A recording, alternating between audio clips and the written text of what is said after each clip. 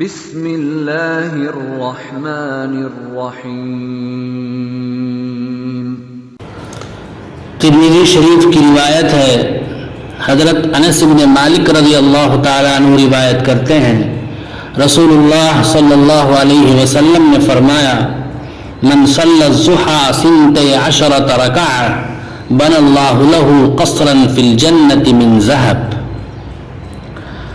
یعنی جو شخص چاشت کی 12 رکعت نماز پڑھتا ہے تو اللہ تبارک و تعالی اس کے لیے جنت میں ایک سونے کا محل تیار کرتے ہیں۔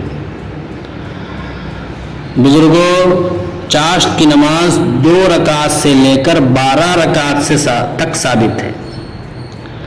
اگر کوئی صرف 2 ہی رکعت پڑھے تب بھی انشاءاللہ اس کو چاشت کی نماز کا ثواب ملے گا، لیکن افضل یہ ہے کہ 4 رکعت یا 8 رکعت پڑھیں۔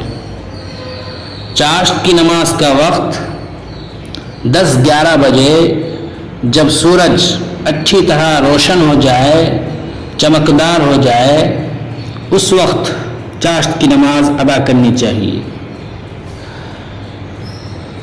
فقہاء کرام لکھتے ہیں کہ اگر کسی کو سورہ والضحیٰ، سورہ والشمس یاد ہو تو چاشت کی نماز میں ان دونوں صورتوں کو پڑھنا بہتر ہے۔ یہ کوئی ضروری نہیں ہے، بہتر ہے۔ اگر کوئی دوسری صورت بھی پڑھ لے انشاءاللہ اس کو بھی چاشت کی نماز کا ثواب ملے گا۔ اللہ عمل کی توفیق عطا فرمائے۔